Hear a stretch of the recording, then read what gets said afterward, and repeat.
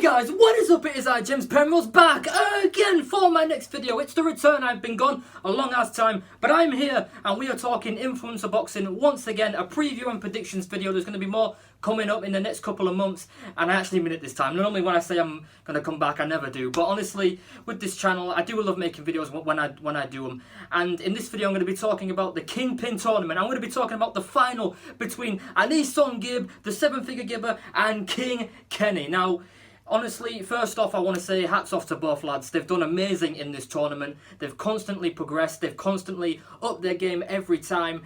And here we are in the finals. And the one that I think it's safe to say everyone wanted. Let's be honest. I mean, no disrespect to Jarvis, Austin, Tom, and all the other lads, my mate Nate. But let's be honest. Kingpyn versus Gib. It's the one matchup that is the most competitive. It's got the most story there. And honestly, it's going to make for a hell of an event. Now, on to who I think is going to win. Well, that's another reason why I want to see this. Because for me, it's like this, bro. Honestly, it's like this. I don't really know it, honestly.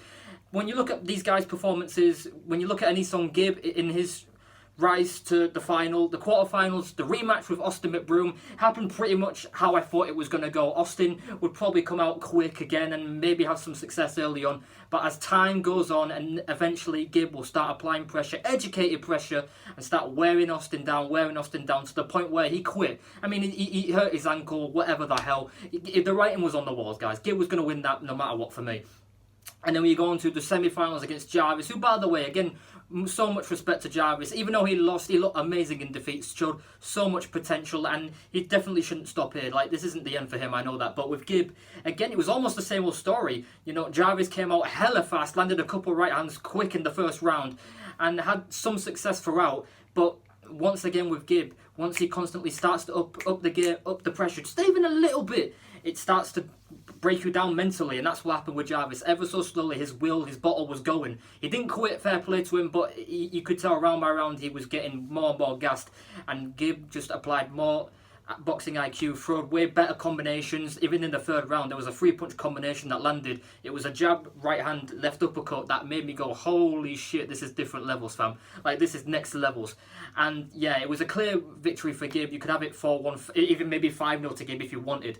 And then when you look at Kingpyn, then oof, I think it's safe to say after when he lost to Raksu, again, everyone was on their high horse, like literally chirping out their asses, going, Kingpyn's done, like he's overhyped and he's nothing. And then you go into the quarterfinals, destroys my mate Nate in 2 rounds, an absolute statement of a performance.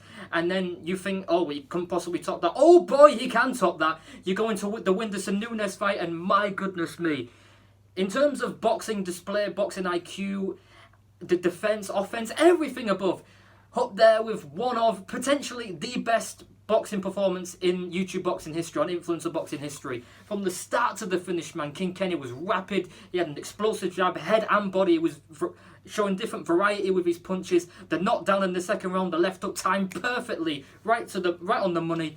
And even when Kingpyn wasn't even trying, he was still looking amazing. He was just coming forward into range like it was nothing, landing bare uppercuts, and the head movement as well was absolutely phenomenal. And after that, I was then going, holy shit, this final, I can't call it.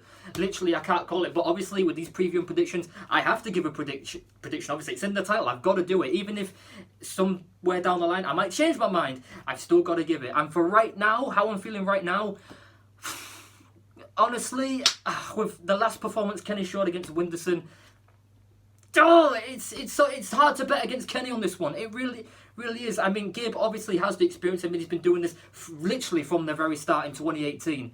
And again, how he's progressed to now, from the Jake Paul loss, which was a nightmare of a night in Miami. It was nightmare, disaster.